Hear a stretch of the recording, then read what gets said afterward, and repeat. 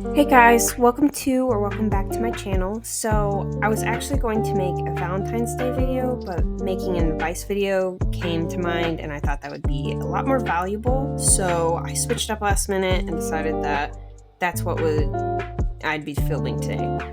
Here's some of my old art for reference and some of my new art. I'd say that there's a lot of progression there, and these tools have definitely contributed to most of it. And I hope that my advice can help some of you and contribute to your own personal art journey. So where do you begin? I think that a great starting point is understanding that your art is not going to be perfect. You're going to mess up a lot, and that is what is important, is making those mess ups so that your brain can learn from the mistakes and then do better the next time. Failure is a great learning device, and the sooner you learn that, the more lenient you will be on yourself and forgiving, and it'll be a lot less stressful to get into art in the first place. So once you understand that, you can then move on to actually drawing, and the next advice I would give is to learn basic shapes. Now, what I mean by that is you want to break down everything that you want to draw into the very basic shapes, like squares, triangles, circles, rectangles, etc. Now, what I'm doing in the video is doing that exact thing, but I took a life reference, and what I'm doing is drawing the shapes that I see in each body part. This is actually a great method for you to use to practice anatomy, and I would highly suggest that you do it with only life references and not other people's drawings, because that can get very confusing, because some people do different proportions, like exaggerated proportions, like longer legs or contorted arms or any of that, and a lot of those people already know anatomy, and so they can exaggerate it well. And so what you want to do is just do it from life references. And you can use this method when studying other things other than just people, like backgrounds or the proximity between objects, or just anything that you want to draw. It's a useful tool for anything.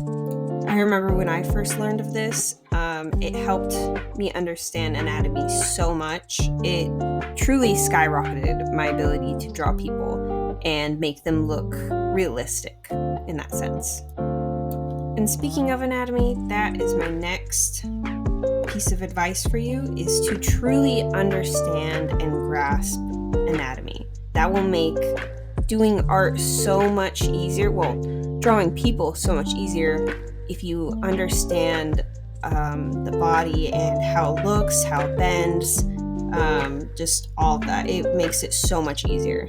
Something that's very helpful for me is to go on Pinterest. I really love Pinterest. It's a very great art tool. But to go on Pinterest and look for fun poses or just groups of poses, and try to look at the shapes, look at them, and figure out how to draw that.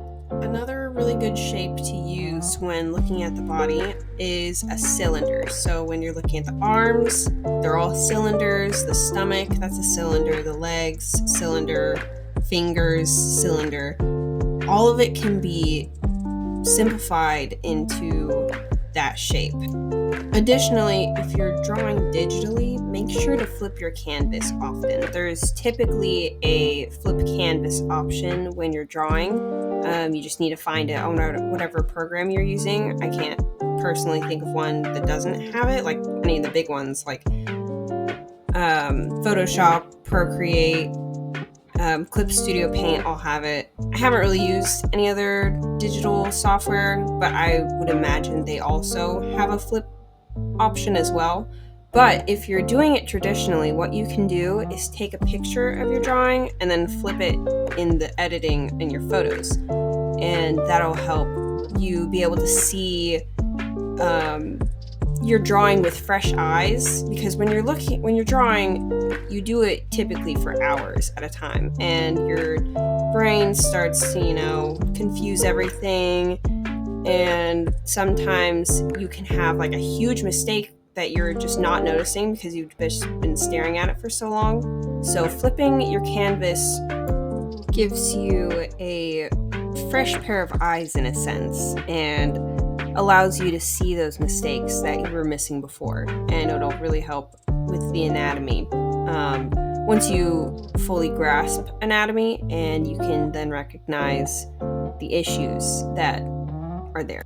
Choosing an art style can either be one of the longest journeys or the shortest journeys when you're doing art, because you could maybe go into art thinking and knowing the exact art style you want to do, and then maybe it could change up.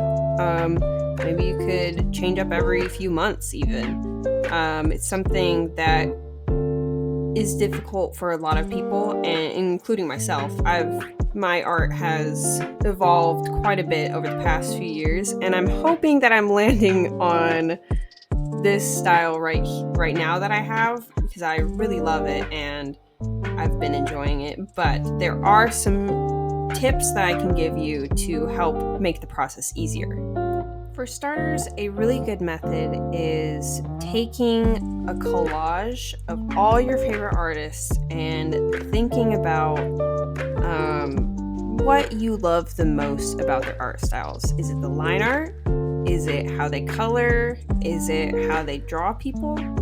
But think about all those things in each and every one of your favorite artists' styles, and try to incorporate that into your own artwork and see how that goes, and see if you like it or if you would change something about it. And that will really help develop your art style into something that you love. My next piece of advice is to truly have a progress-driven headspace, because if you're always looking for ways to improve your art, then you'll always grow.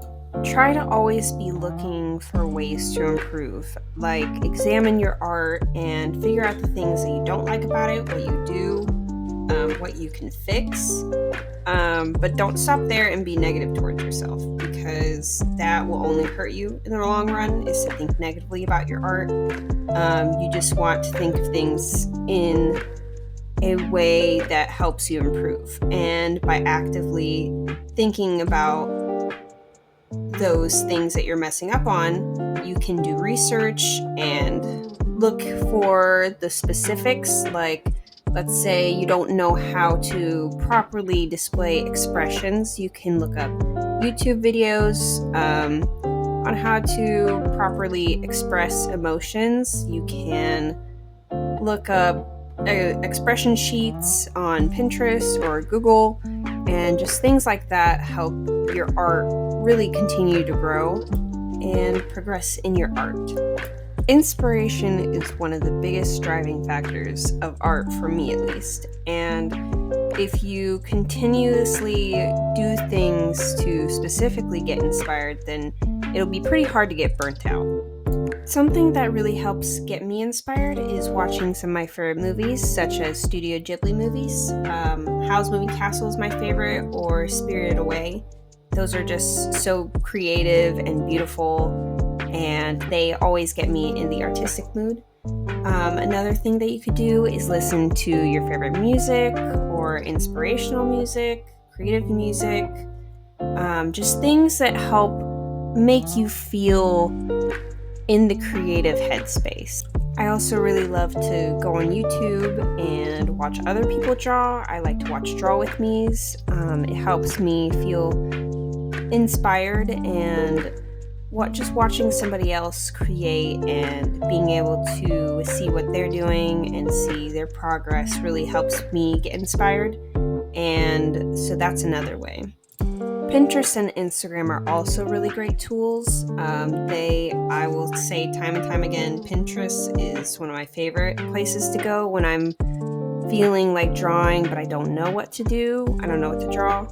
I love to go on there and just scroll and see the beautiful pictures that there are, and think of something to draw myself. This might sound silly, but making comics has been one of the biggest ways that I've seen improvement in my art. And that's mainly because when you make comics, it forces you to draw things and do things that you normally wouldn't.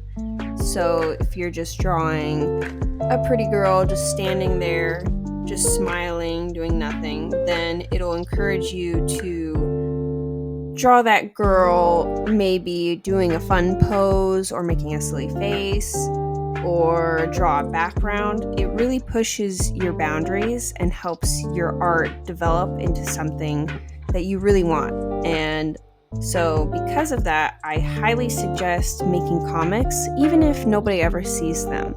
It's just good to have, and the time will never be wasted because you'll definitely grow from doing that. Take your time and appreciate any little improvements that you do have. You won't instantly get better overnight, and it's unrealistic to expect yourself to do so. Getting to the point where you truly love your art will take time. It will take years even, and you have to acknowledge that and understand that and just keep working at it, and the hard work and effort that you put into it absolutely will pay off. You just have to be patient with yourself and give yourself some grace. But when you do get to that point, it is so rewarding and it'll all be worth it. And don't allow the time restriction to discourage you, because you still will make pieces that you end up enjoying. I have some pieces from early on when I was just starting art that I still enjoy and love today and feel proud of, and can look back on and say that I truly have grown. And so it's never worthless to do this, and I just encourage you to not allow that to restrict you from beginning art in general. My last piece of advice to you is to not just take my advice. Go and look at other YouTube videos or other forums and take advice from other people as well. Listening to multiple sources helps you to collect all the information that everybody has to offer. And when doing that, it helps you to progress the best you can. And when you do this, somebody along the way could have some information that truly clicks in your brain and helps you to understand what you need to in order to create the art that you really love. And if you have any advice you'd love to hear from me in particular, let me know in the comments. I would love to discuss that with you and to help anybody who has any more questions that I didn't answer here. I have more advice to share. These are just the tools that I think that are most helpful for beginners. So if you do have any questions, make sure to ask them. I'm more than willing to help. If you liked my video or if you found any of the advice helpful, please make sure to like and subscribe, and to come back again next week for another video. So with that being said, I hope that everybody has a great day and God bless you.